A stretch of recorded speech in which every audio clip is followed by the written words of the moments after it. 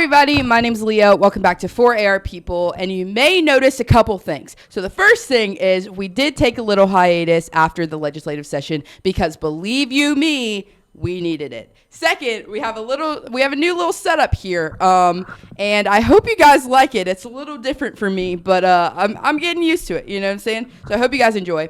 All right, so today's video is going to be about this new ballot initiative that has been proposed by this group called Protect AR Rights, which protect our rights. Wordplay, we love it. For AR people, protect AR rights. Yeah, we love it.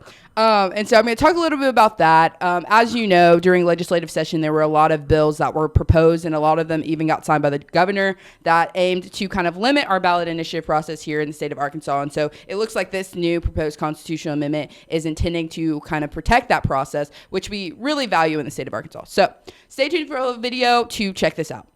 All right, so like I said, this group called Protect AR Rights is attempting to put a ballot initiative forward that protects the ballot initiative process. So if you don't know, the ballot initiative process is something that we hold near and dear to our hearts in the state of Arkansas. It is the process to which citizens can get things on the ballot for the whole of Arkansas to vote on.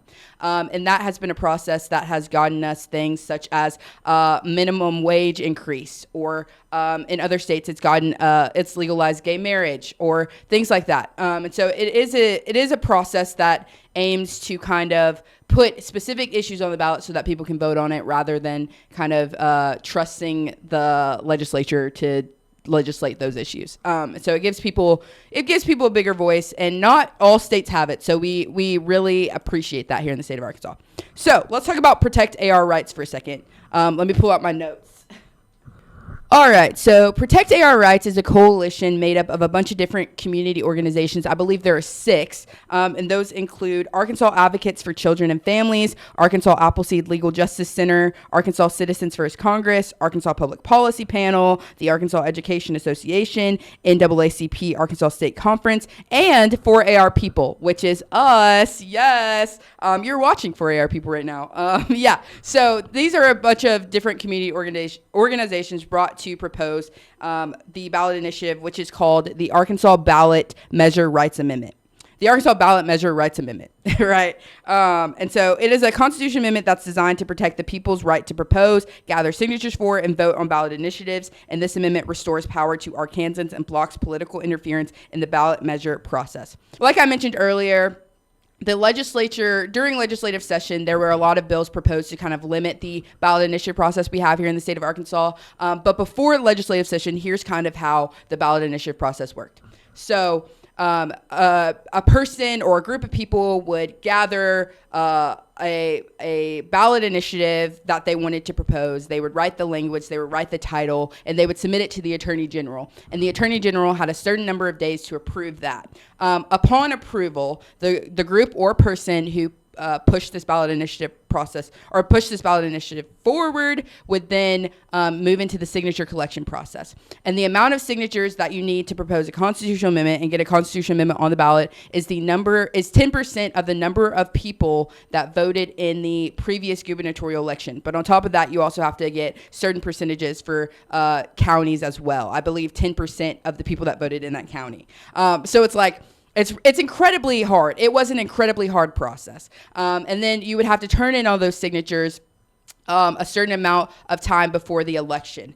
So this past go around, this past cycle, when people were pushing these ballot initiatives forward, they had to get a little over 90,000 signatures. And then they also had to turn it in on July 5th. And so they had about a few months, give or take, assuming that the ballot initiatives got approved by the Attorney General in January, they had like a few months from there to gather signatures and turn them in.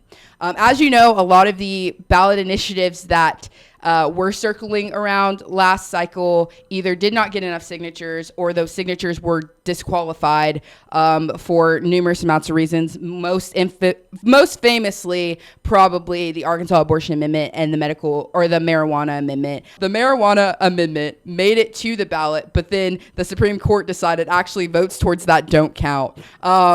For some reason. And then with the Arkansas Abortion Amendment, it did not make it to the ballot because it got disqualified from the Secretary of State. There was a whole legal battle with the Supreme Court, and so that one did not make it on the ballot either.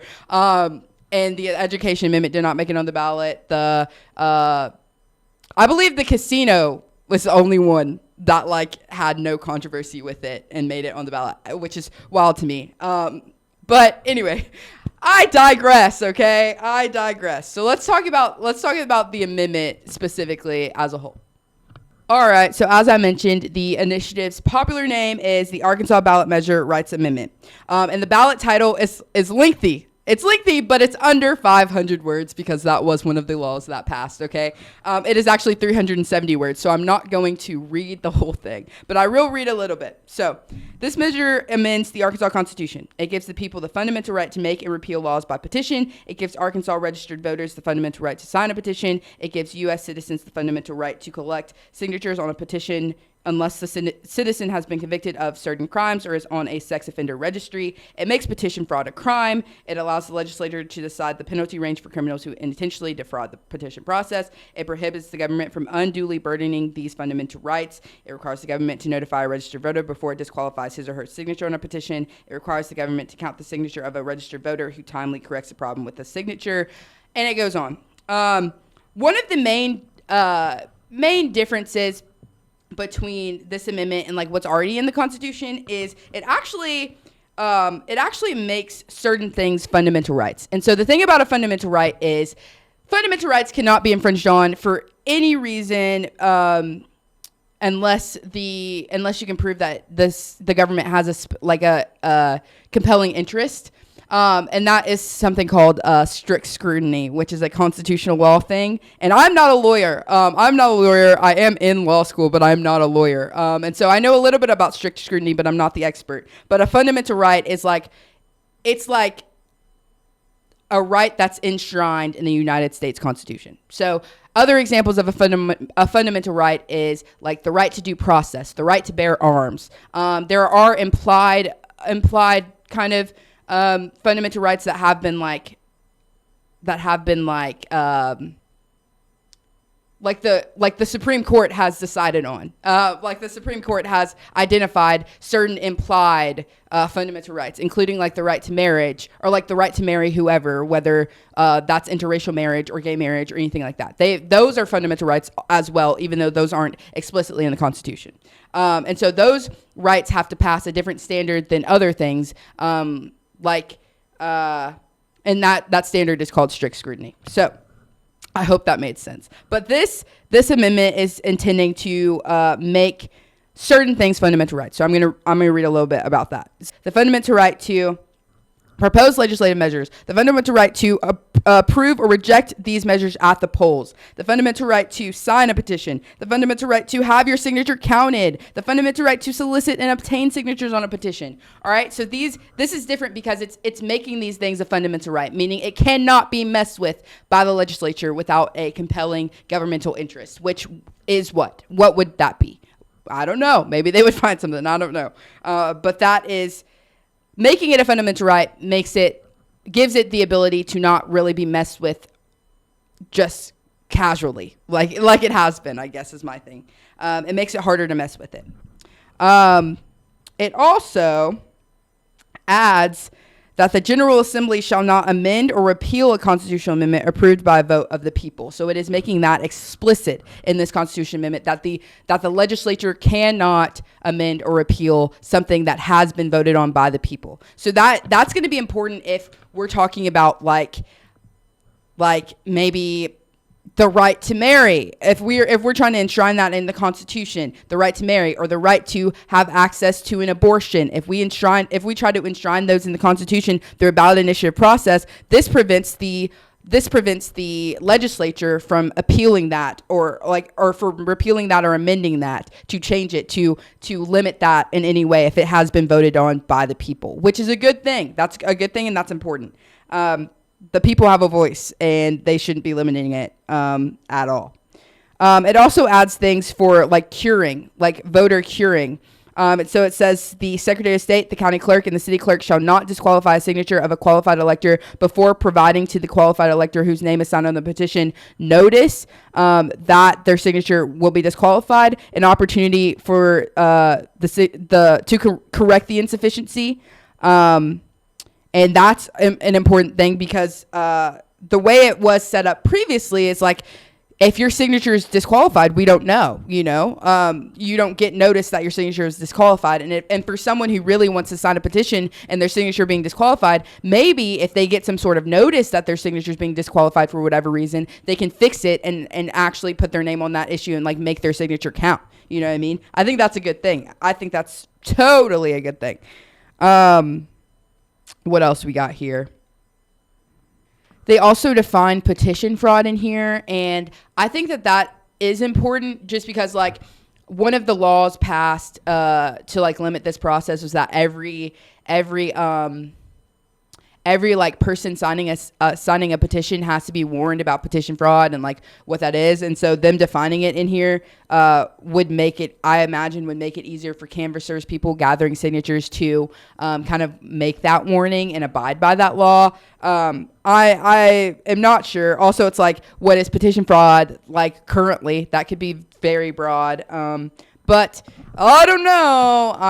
I'm just the girl who makes the videos here at 4AR People. But overall, I do think this ballot initiative is good. I think it's necessary, and that is a right that needs to absolutely be protected because as it stands now, especially with all those laws that have been passed to limit this process, as it stands now, we have a ballot initiative process in name only. It's incredibly hard to get anything on the ballot. It's like, I don't want to say it's impossible, but it's like near impossible unless you are just like a genius. You know what I mean? Because it's like, it's so limiting and so time consuming. It's like, how are you going to get over 90,000 signatures having to warn people of petition fraud, having to like watch every single person sign it, having to like make all these disclaimers. They have to read the full title. Like, how are you ever going to get over 90,000 signatures if you're having to witness all these people doing these things for each person?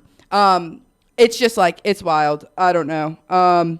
But I'm super happy about this. I'm super glad about this whole thing. I also want to talk a little bit about the lawsuit, like in relation to these ballot initiative process stuff by the ACLU. So I want to read a little bit from their press release. So the title of the press release is Grassroots Groups Move to Intervene in Ballot Measure Case to Defend First Amendment Rights. It says Arkansans seek to join lawsuit to protect their right to organize, speak, and participate in direct democracy. And so it involves two Arkansas grassroots groups, and that is... The motion was followed by American Civil Liberties Union of Arkansas, Aliah Law Group, LLP, and Schultz Law Firm, LLP, on behalf of Protect AR Rights and 4AR Kids. So Protect AR Rights, like I said, it's this coalition pushing this new ballot initiative. And then the 4AR Kids was working to amend the education clause of the Arkansas Constitution. And so its member organizations include the Arkansas Education Association, Arkansas Public Policy Panel, Arkansas Retired Teachers Association, Arkansas State Conference of the NAACP, Citizen Church Congress, and Stand Up Arkansas. And so the challenge provisions are as follows. A requirement that citizen initiatives pass a machine-generated reading test before petitioning may begin, a rule that does not apply to measures referred by the legislature, rules that force circulators to recite specific warnings, verify IDs, and stop collecting signatures after an affidavit is filed, all while complying with a 50-county geographic signature requirement, restrictions on who may serve as a canvasser, including prohibitions on non-residents and additional burdens for paid petition circulators and when canvassers may collect signatures, mandatory disclosures and procedures that chill speech and create opportunities for harassment, including public release of canvasser addresses, a law that gives the Secretary of State authority to exclude all signatures collected by a canvasser when the Secretary of State unilaterally determines that the canvasser violated vague laws or committed even technical violations. So these groups of lawyers are fighting in court to kind of make sure that our ballot initiative process is being protected. So it looks like the future's bright, people. It looks like the future's bright. We got some good people working on this, and I'm excited to see what happens next. Let me know what y'all think down in the comments below. We're back to these weekly videos. I hope you missed me. And you don't have to wait much longer because I'm here. I'm in the new setup. I'm balling. I'm big balling over here, and we're gonna make these videos. We're gonna make them. So make sure Make sure you like, comment, subscribe. Those buttons are there somewhere. Make sure you follow us on our other platforms. Also, On AR Watch just got an Instagram page, so that's going to be linked below. Make sure you follow On AR Watch's Instagram to kind of get those more news updates. And yeah, it's been so real. It's been so fun. Follow us on all our platforms. We're on Instagram. We're on TikTok. We're on Twitter. We're on Blue Sky. We're on Facebook, and we're on YouTube. Yes, make sure you check us out. Like, follow, subscribe, do all the things. And I will see y'all next week. It has been real. Woo! Let's go. We're back. We're so back. All right. Bye.